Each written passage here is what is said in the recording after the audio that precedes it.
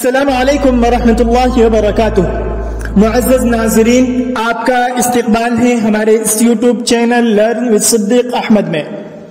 آج آپ کے سامنے ہم پیش کرنے والے ہیں آؤ عربی سیکھیں، ایک نیا کورس جس میں ہر قسم کے طلباء و طالبات کو عربی زبان سکھانے کی کوشش کی گئی ہے۔ جیسا کہ آپ کو معلوم ہے کہ یہ چینل اردو زبان و ادب میں مہارت حاصل کرنے کے لیے بنایا گیا تھا اور اس میں تمام مواد اردو زبان و ادب کے دستیاب ہیں اور اپلوڈ کیے گئے ہیں۔ ساتھ ہی ساتھ عربی زبان کو بھی اس چینل کا حصہ بنایا گیا ہے، جس میں بنیادی طور پر اعلیٰ، اوسط، ادنا ہر قسم کے طلباء و طالبات کو عربی زبان لکھنا، پڑھنا اور ساتھ ہی ساتھ بولنا سکھانے کے لیے کوشش کریں گے۔ اسی کی آج پہلی کڑی ہے، سبق نمبر 1 اور اس کا پہلا حصہ ہے۔ جیسا کہ آپ کو یہ بھی معلوم ہو چکا کہ ہر سبق کو 3 حصوں میں پیش کیا جائے گا اور ہر حصے کی الگ الگ ویڈیو بنائی جائے گی۔ چنانچہ پہلا سبق بھی 3 حصوں میں تقسیم ہے۔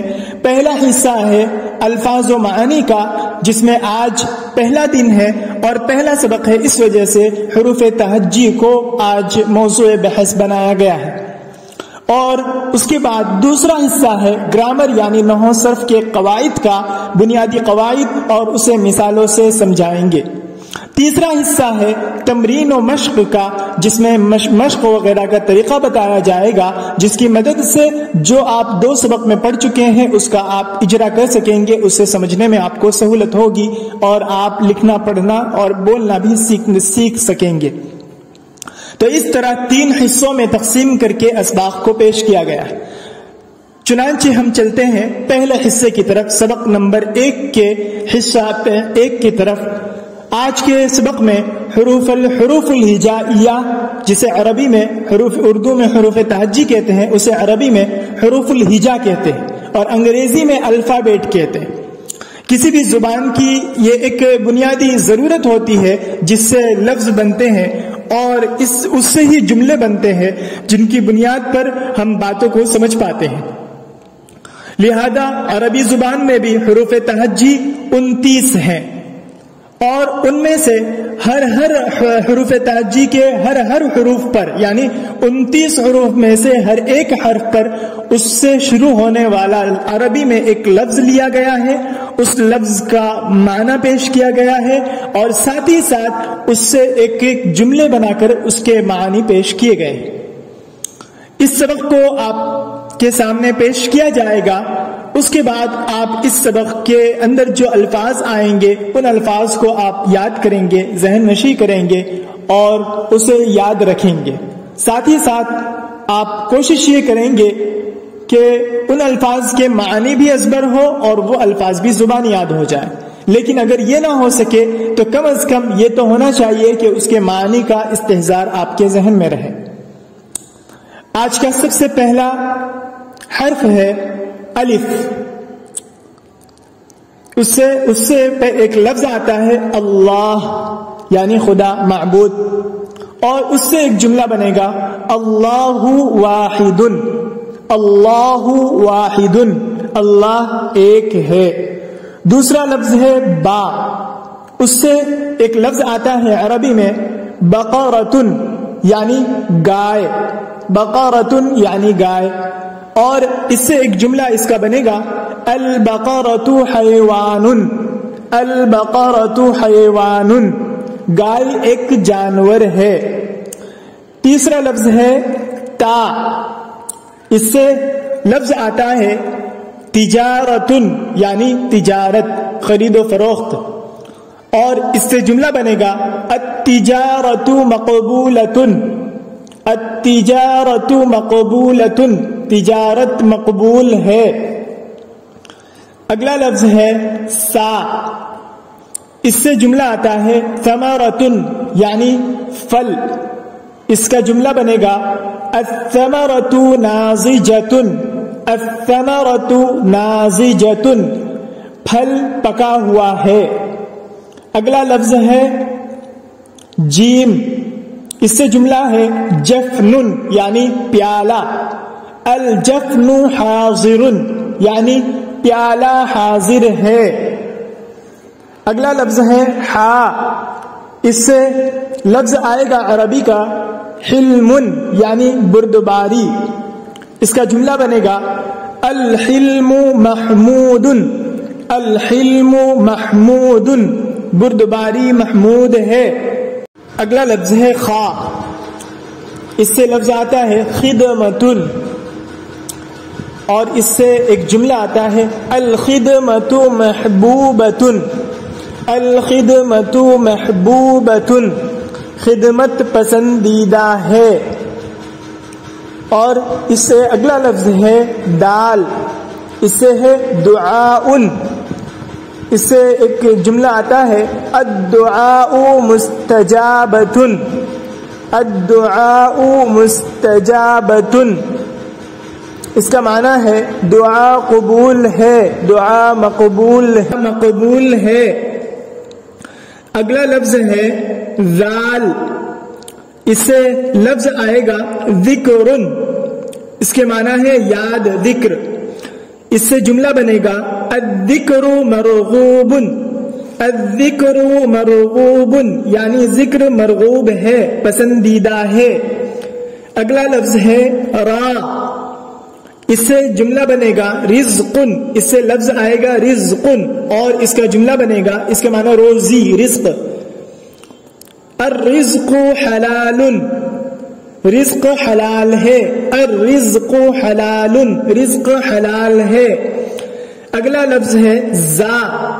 اس سے عربی کا لفظ آتا ہے زہرۃ یعنی پھول، اور اس سے جملہ بنے گا الزہرۃ جمیلۃ.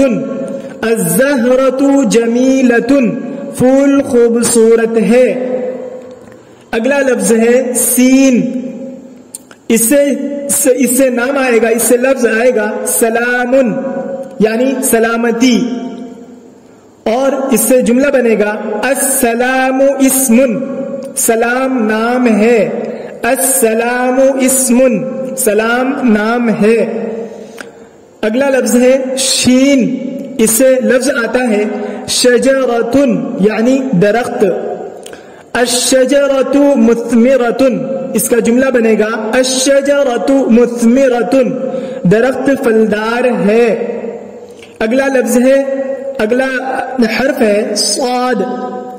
اس سے لفظ آئے گا صید یعنی شکار. اس سے جملہ بنے گا الصید مرغوب. الصید مرغوب یعنی شکار مرغوب ہے، پسندیدہ ہے. اگلا حرف ہے ضاد.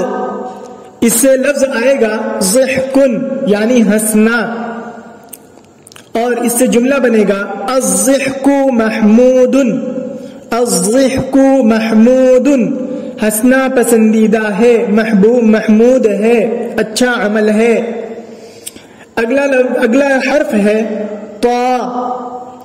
اس سے لفظ آئے گا طفل یعنی بچہ. اس سے جملہ بنے گا الطفل نائم. الطفل نائم، بچہ سویا ہے، بچہ سویا ہے. اگلا حرف ہے ظا. اس سے لفظ آئے گا ظلام یعنی تاریکی. ظلام یعنی تاریکی.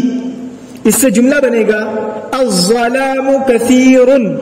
الظلام کثیر، تاریکی بہت ہے. اگلا حرف ہے عین.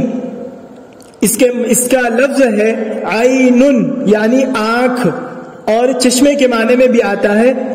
العین نعمت. اس سے جملہ بنے گا العین نعمت. اس کا معنی ہے آنکھ ایک نعمت ہے. آنکھ ایک نعمت ہے. اگلا حرف ہے غین. غین. اس سے لفظ ہے غیم یعنی بادل. اس سے جملہ بنے گا الغیم کثیر. الغیم کثیر، بادل بہت ہے. اگلا حرف ہے فا.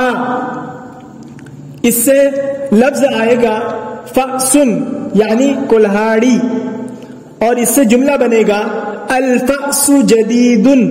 الفأس جدید کلہاڑی نئی ہے. اگلا حرف ہے قاف. اس سے لفظ آئے گا قدم یعنی قدم اور اس سے جملہ بنے گا القدم کبیر. القدم کبیر قدم بڑا ہے. اگلا حرف ہے کاف. اس سے لفظ آئے گا کلام یعنی بات چیت. اس سے جملہ بنے گا الکلام مفید. الکلام مفید بات چیت مفید ہے، کلام مفید ہے. اگلا لفظ ہے لام. اس سے لفظ آئے گا لون یعنی رنگ. اس سے جملہ بنے گا اللون ابیض رنگ سفید ہے. اللون ابیض رنگ سفید ہے. اگلا حرف ہے میم.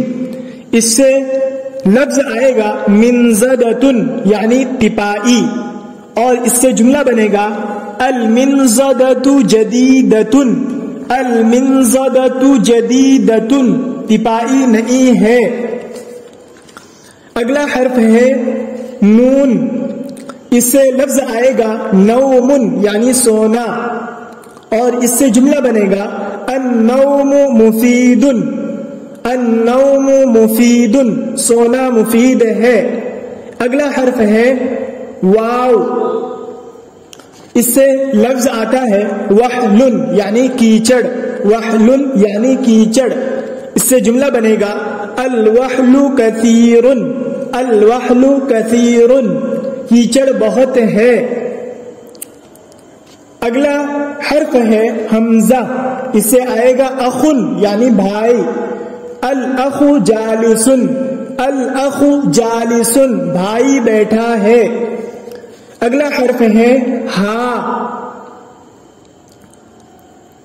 اس سے پہلے ہا ہے یعنی واو کے بعد ہا. اس سے لفظ آتا ہے ہبتن یعنی ہدیہ. الہبت نافعتن. الہبت نافعتن. اس کے بعد کا لفظ ہے حمزہ جس سے آتا ہے اخن یعنی بھائی. الاخ جالسن یعنی بھائی بیٹھا ہے. آخری لفظ ہے یومن یعنی دن اور اس سے جملہ بنے گا الیوم عید. آج عید ہے. آج عید ہے. مطلق یومن کہا جائے تو اس کے معنی دن آئیں گے اور الیوم کہا جائے تو اس کے معنی آج. الیوم عید آج عید ہے. تو آپ کے سامنے مفردات یعنی الفاظ پیش کیے گئے. حروف تہجی کے اعتبار سے ترتیب وار عربی زبان کے الفاظ اور اس کا استعمال جملوں میں پیش کیا گیا. مبتدا خبر کی ترکیب میں پیش کیا گیا ہے. ساری چیزیں مبتدا خبر کی ترکیب میں آپ کے سامنے رکھی گئی ہے اور آپ کو ان تمام جملوں سے ایک قسم کی گویا خبر ملی، ایک قسم کی بات کا پتہ چلا. لہذا اب آپ یہ کام کریں گے کہ ان میں سے جو الفاظ آپ کو یاد ہے اسے تو یاد رکھیں گے، لیکن جو الفاظ یاد نہیں ہیں ان کے معانی آپ یاد کریں گے اور ممکن ہو سکے تو ان الفاظ کو جو نئے نئے الفاظ آئے ہیں ان کو آپ زبانی یاد کریں گے. چونکہ کسی بھی زبان کو سیکھنے کے لیے ہمارے پاس مفردات کا ذخیرہ یعنی الفاظ کا ذخیرہ ہونا ضروری ہے. بغیر الفاظ کے ذخیرے کے ہم کسی بھی زبان کو سیکھ نہیں سکتے. تو جتنا زیادہ ہمارے پاس الفاظ کا ذخیرہ ہوگا اتنا زیادہ اس زبان کو ہم آسانی سے سیکھ سکیں گے. اور اگر بغیر الفاظ کے ذخیرے کے سیکھ لیے بھی تب بھی ہمیں محتاجگی رہے گی اور بار بار دیکھنا پڑے گا اور اسے تلاش کر کے اور اس کے بعد پھر حل کرنے کی کوشش کرنی پڑے گی. تو اس وجہ سے پہلے جو الفاظ نئے آئے ہیں ان کو آپ یاد کریں، چونکہ یہ عام طور پر استعمال میں آنے والے الفاظ ہیں اور ان کی روشنی میں ہی باتیں پیش کی گئی ہے. اگلے سبق میں آپ کو قواعد سے متعلق باتیں پیش کی جائے گی اور آپ کو قواعد سے روشناس کرایا جائے گا، جس میں نحو صرف کے بنیادی طور پر قواعد پیش کیے جائیں گے اور اسے مثالوں سے سمجھایا جائے گا. اور اس کے آگے والا جو سبق ہوگا اس میں آپ کو مشق و تمرین کا طریقہ بتایا جائے گا.